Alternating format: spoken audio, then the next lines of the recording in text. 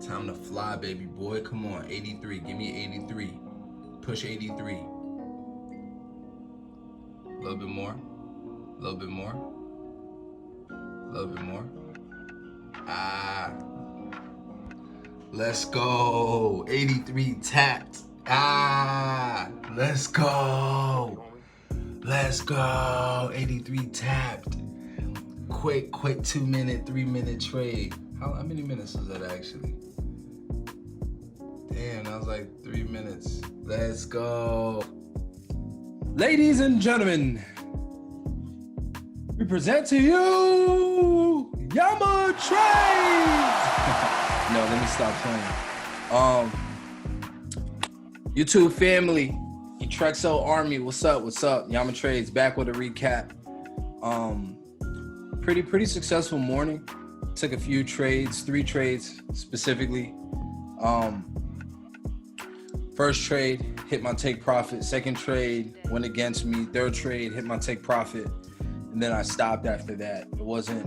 I mean, there was more opportunities that were playing out, but me personally, I felt that those 3 opportunities was enough. I didn't want to overtrade and then lose all the profits that I had.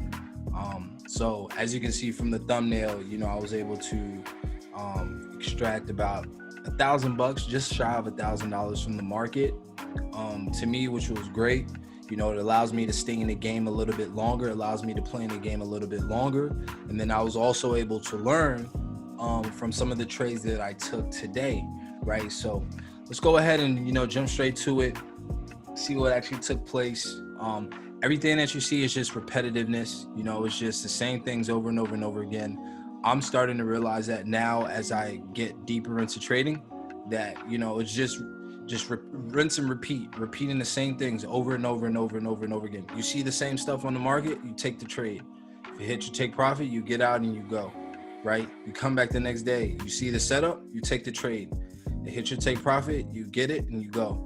And if you keep doing that over and over and over again, you'll see that your account starts to grow. And then what happens is, a cool thing happens is, you're now able to take larger lot size positions on those same trades, those same pip counts that you were taking that are hitting your TPs.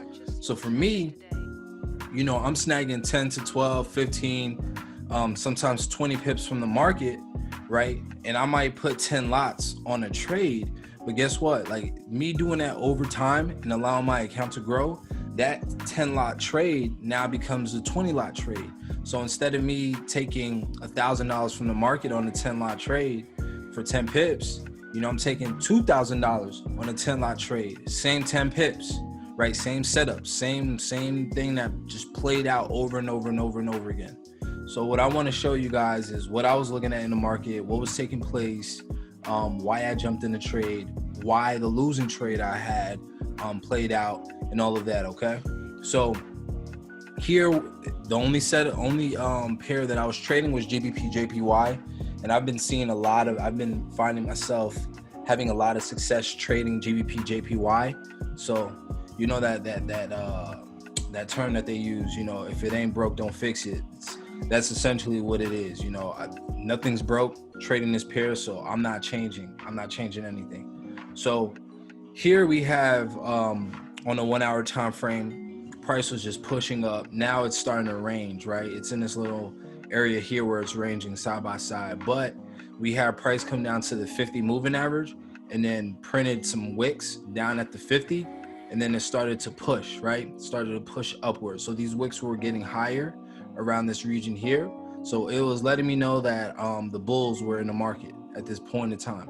So what I did was I look at the 30-minute time frame initially, and I draw out my levels, right, from previous history. So the first level that I drew out was right here. This was just clear to me that there was just a lot of resistance right in this region right here, right? So it let me know that if price were to break out above there, we could see price move higher. But when I was looking at the pair, I was down here in this region. I woke up around 6 a.m. So I was right in this region here when price was setting up. So what happened was there wasn't clear, this candle hadn't formed yet. It wasn't clear enough, so I dropped down to I believe it was a 15-minute time frame to find some form of resistance, and that came right around this region here. So we have these 2 candles, or we have these 5 candles right in this region. We have some support, some resistance, some more resistance, some more resistance. So to me, what I was looking for was for price to break this resistance here to push higher, to go higher. So what I did was I dropped down to a 5-minute time frame. That way I could get some more data. And I saw all of this. So I saw some support. I saw a lot of wicks pushing against this area. Price pushed against it, created resistance. And then right here in this region, this candle was what confirmed the break of this resistance region, right? So we had this resistance region, and then we had this next region here. So for me, what I wanted to do was take the setup at the break and then get out right up here in this region here. So it was around 138.83.6 is the exact number that I jumped out at. So what happened was, let's open this up a little bit. So price pushed up, it closed above that region, which was solid. And then the next 5-minute candle came back. But guess what? It closed at resistance. It didn't close back into resistance. It closed at resistance.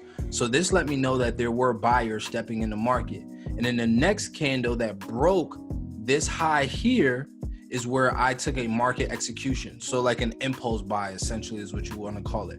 So I took my impulse buy right here, right? And I basically ran the move up to this region here, right? So I was able to snag, now it says 2-to-1. At 2-to-1 risk reward, I was risking $500 to make $1,000. So basically, price never really pulled back to my entry. As soon as I jumped in the trade, it pretty much just ran. In a matter of, I want to say like 3 or 4 minutes, it hit my take profit. Quick, very, very quick trade. Very, very quick trade. This was actually, I was shocked, you know, just simply off of the fact that I woke up at 6 a.m., right? 6 a.m. I made some coffee, which took about like 5 minutes. Came to the charts around like, what, 6:10? Right around this region. Or a matter of fact, I was like right in this region here. So yeah, I was like 6:08, came to the charts, found the break, waited for it to pull back, do what it needed to do on the 5-minute, and then I took the setup. And then 3 minutes later, it hit my take profit. So I snagged that, and then at that point, my girl was going to work. You know, I didn't know what to do. I was just like, all right, I'm gonna do a recap on this video. But then I started to watch the pair, and then of course, this region here on a 30-minute,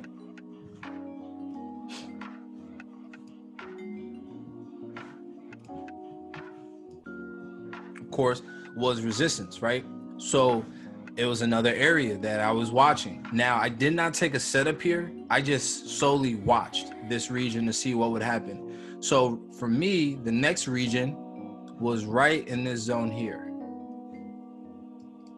So we had some form of resistance right up here. So I drew from this area, a rectangle across, and that was my next region. Now the pip count for this little region here, we had another 15 pips to snag, right? So there's more than enough pips in this region for me to snag 10 pips and get out. So risk 5 pips, snag 10 pips and get out. So price eventually broke through that region, right? So it broke here, it pulled back, and then it eventually shot up into that region here. So your impulse entry could have been like just like this. You got this high right here, right? This little area right there is your high. As soon as it breaks above it, you're in the trade. Your stop loss is right below this previous candle on the 5-minute. And then your TP is right at this region here. So it's about a 1-7, but you're snagging 13 pips, right? So let's just say you're risking 8 pips to make 13 pips. You're about a 1-5. You're gonna easily eat that up in a matter of 15 minutes. Basically no drawdown. You eat it up, you get out the trade, right? So that could have been 2 setups. Let's say you were risking 1,000 here and 1,000 here. You would have made 2,000 in a matter of, let's say, 1 hour. Easy trade. You tell me what job you could work right now where you're making $2,000 in a matter of an hour, right? So 2 setups that I potentially found. I took this first one. This one hit my take profit. I did not take this one. I just watched it to see what would happen, to see if it will continue to run, so that the next time I'm trading, I can either close half my position on the first trade and let the rest of it run to my second level, or I can open up 2 positions, let the first one close at TP, move stops to break even on the second one, and just let it run to TP2. That way I can snag, let's say 1,000 on this trade and then 2,000 on this trade and make 3,000 on the trade, right? So that was the second opportunity. Now up here, I was in a group, trading with a group, and basically they called a break above this level right here. Let's see where we at.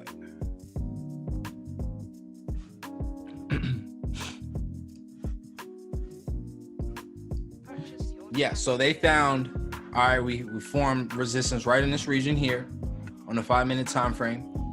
And of course it broke above that resistance on the 15-minute time frame right in this region that we call the second TP. So we were waiting for a break above this region here, followed by a break right above this region here, followed by a push up to this 1930 region, right? So that little area, this push was a solid 20 pips. You know, this would have, you know, easily, you know, played out, would have been done for the day, would have been perfect, right? So I jumped in the trade, right where I needed to jump in. I was right at 11.7, okay? Right around that region there. My take profit was at 139.30.7,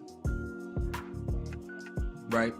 So it was about a 1.5 to 1 risk to reward, right? So jumped in the trade, and then it started to move in my favor. But what happened was it created this form of resistance right in this region here, right? And I should have been mindful of this, watching it for 20 minutes, it creating this resistance. And I should have just jumped out of the trade, but I expected price to break out, you know, as it did here and as it did here, and continue up. But what happened was we have fundamental news. So if I go to forexlive.com, oh, this little Orby thingy.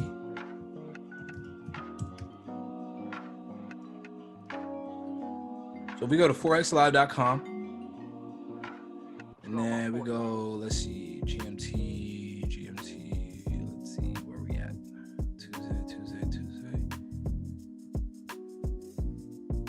Where is it at?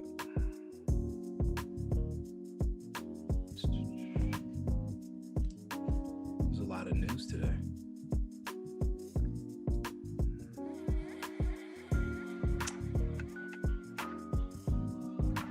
All right, so I'm not seeing it right now. There's just way too much news. It's cluttering.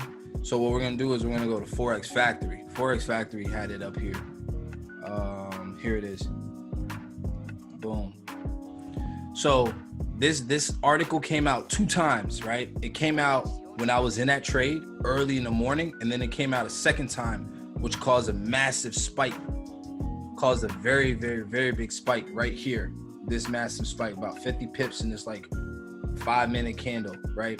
But what happened was Brexit. UK wants an EU trade deal, but not at any cost. Boris Johnson. So when that came out, for some odd reason, right, the sentiment in the market became very negative. We already know what's expected. There's no deals happening. Nothing is happening. It hasn't happened all year long. Why all of a sudden is something gonna just miraculously happen at the end of the year? I don't understand why. When negative news like this comes out, does it negatively impact the market? Especially when, you know, you just expect it to be negative. I would rather see the market shoot up or shoot down off of a trade deal happening. Every article, if we go back into the past, every article is pretty much just a bunch of fluff saying that there's no deal, they're still talking, they don't want to do this, they don't want to do that. So I just didn't understand. But as I was in the trade, price basically shot down from where it was at about 15 pips. And it closed me out of my trade on the second candle. So it shot down. My stop loss was right here around 12 pips. And then it pushed a little bit lower. I got stopped out with a little bit of slippage on this trade here. And it just continued to push down into this region here. So this was the first region where we had our take profit set. It formed some support. And then it started to push up into this region here. which was our next resistance level that we watched after we took our first trade, formed resistance with these wicks, and then it pushed, right? So then it got stuck in this little region where we had our TP and then that next resistance level, and it just moved sideways. Now at that point, I'm still watching the trade because now I'm up 1,000, and then I'm down on the setup, right?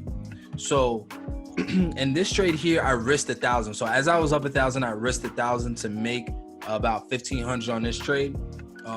You know, I shouldn't have played it out that way, but I was in profit, so I was risking my profit to make a little bit more on the trade. So I ended up losing the profit that I had there.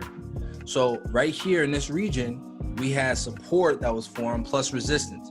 So what I wanted to see was price break below this support here, close below it, and then the next candle to follow that region or follow that raise down, right? So what happened was price closed below it, formed this doji candle right after, right? And then it continued to shoot down. Now, when it did all of this, I was on the 30-minute time frame initially. So I was looking at these wicks. I was like, okay, price is starting to push down, right? We dropped down to a 15-minute time frame. We knew that support was right in this region. So we wanted to see price close right below this. We want to see price close in this like 86, 85 region, which it did. I was a little skeptical about the trade because it closed on the moving average as it was pushing up. So I was like, you know, price might bounce off of it and continue up. But I was like, you know what? It fit my criteria. This is a setup that I'm trying to take over and over and over again. I'm going to go ahead and take it. I know moving forward, if it goes the opposite direction, to not take setups that break and close on the moving average. So it broke. I took the setup here. Boom. I'm in the trade. Now,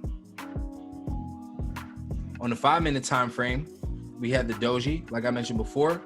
And then following that doji, we had a massive push down, a massive push.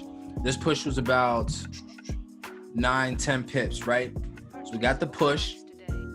And then following that push, we had some more candles that continued to push down. This little line here was on a 1-minute time frame. It was like a level of resistance that formed as the push was taking place.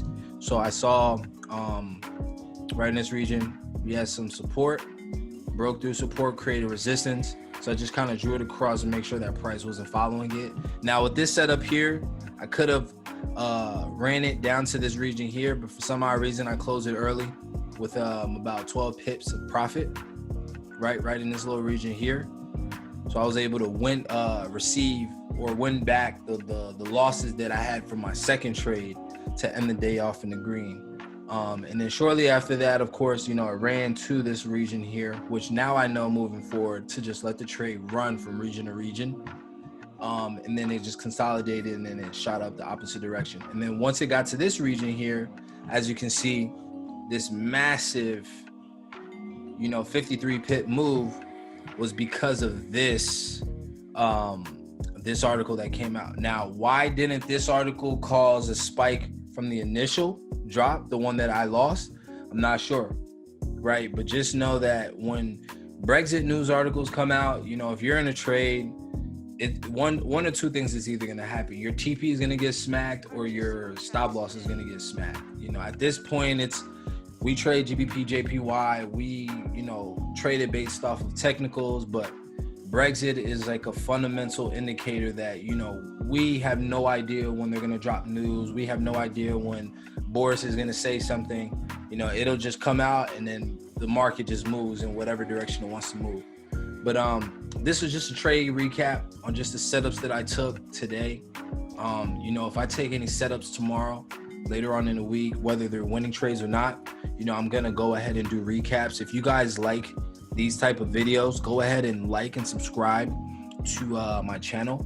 That would definitely help me out. And then leave a comment down below, you know, of what you want to see next. If there's anything that you want to see in particular, go ahead and leave a comment.